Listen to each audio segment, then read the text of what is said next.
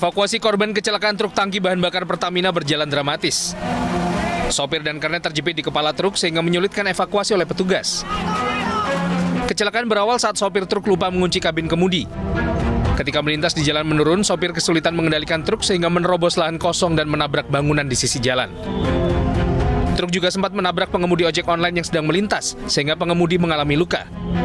Sementara akibat kecelakaan ini karena truk tewas terjepit kabin truk, sementara sopir mengalami patah tulang. Kemudian driver sudah tidak bisa kendali, akhirnya menyeberang ke lajur kanan, kemudian masuk ke pekarangan tersebut dan terjerembab, akhirnya mengakibatkan laka. Sempat tadi ngerepet satu kendaraan, informasi patah tulang sedang dirawat. Seluruh korban dievakuasi ke Rumah Sakit Karyadi Semarang. Kecelakaan ini sempat menimbulkan kemacetan di Jalan Dr. Wahidin, Kota Semarang, Jawa Tengah.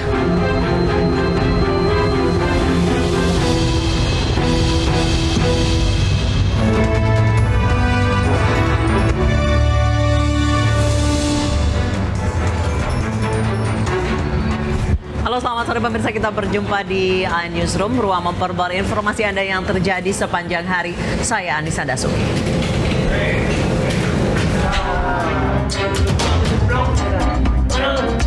Penyerangan kelompok pelajar terhadap kelompok pelajar lain yang sedang berkumpul di sebuah taman di kawasan Bale Endah, Kabupaten Bandung, Jawa Barat viral di media sosial.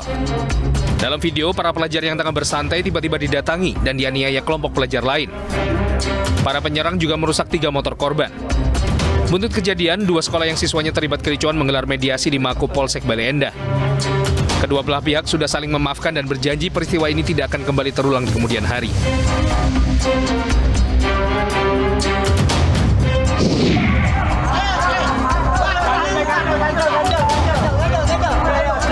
Video amatir warga merekam detik-detik proses evakuasi 2 pekerja proyek yang tertimpa kerangka besi beton proyek pembangunan jembatan di Desa Bojong Leles, Lebak, Banten. Kerangka besi beton tiba-tiba roboh dan menimpa 2 korban yang tengah bekerja merangkai besi pondasi jembatan. Para pekerja lain yang panik langsung berupaya mengevakuasi kedua korban dengan peralatan seadanya. Proses evakuasi pun berlangsung dramatis karena kedua korban terjepit di antara rangkaian besi beton. Beruntung, kedua korban berhasil diselamatkan. Kini kasus tengah didalami Polres Lebak karena diduga ada unsur kelalaian dalam kecelakaan kerja ini.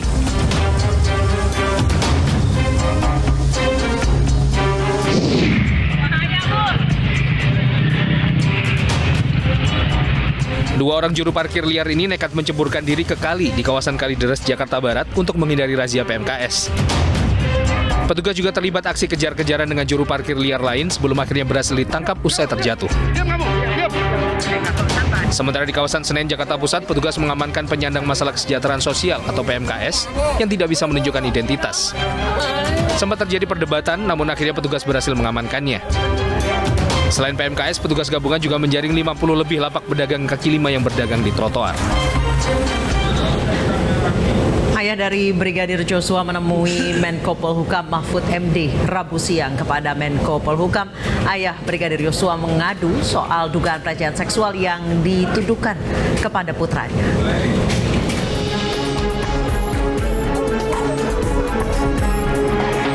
Ayah Brigadir Joshua, Samuel Huta Barat, datang ke kantor Menko Polhukam bersama perwakilan marga Huta Barat.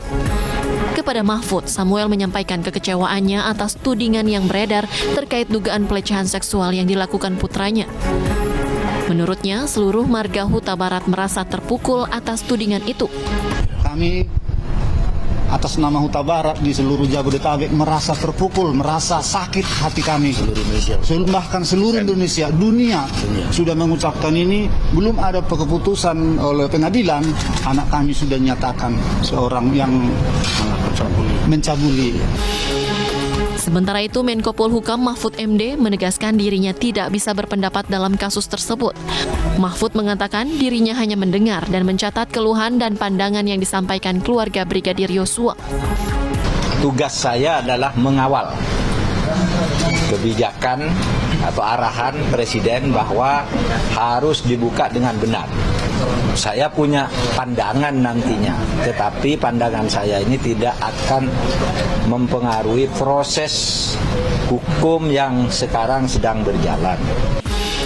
Langkah tersebut diambil oleh keluarga dengan harapan untuk mempercepat proses penanganan kasus yang menjadi pusat perhatian publik dan membuka peluang agar kasus menjadi terang benderang. Sementara Komnas HAM terus menyelidiki kasus penembakan Brigadir Yosua. Selain memeriksa berbagai pihak, Komnas HAM juga mendalami informasi tentang teriakan istri Verdi Sambo sebelum peristiwa tembak-menembak terjadi.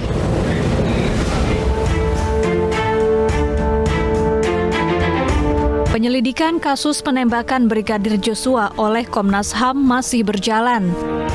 Beragam penyelidikan sudah dilakukan dan sejumlah bukti telah dikantongi Komnas HAM. Beberapa pihak telah diperiksa seperti para ajudan Verdi Sambo, asisten rumah tangga, hingga tim siber forensik Mabes Polri. Komnas HAM juga mendalami keterangan dari Baradae terkait teriakan istri Verdi Sambo sebelum kejadian tembak-menembak terjadi. Iya, menurut dia, kan itu keterangan satu pihak sih. Dia mendengar teriakan. Kita nggak bisa begitu saja menerima, kita harus cross-check lagi dengan bukti-bukti lain. Ya, nggak tahu dia bilang. Makanya soal peristiwa pelecehan seksual itu yang bisa memberikan keterangan hanya Ibu Putri. Joshua sudah meninggal. Baradae dan Ricky, dia hanya mendengar teriakan, dia tidak tahu mengapa terjadi teriakan itu. Di situ missing link yang harus kita cari dengan alat bukti yang lain, gitu, untuk bisa memastikan apa sesungguhnya yang terjadi. Pada hari Jumat mendatang, Komnas HAM akan mendengarkan laporan dari hasil uji balistik yang sebelumnya telah dilakukan Bareskrim Polri di rumah dinas Verdi Sambo.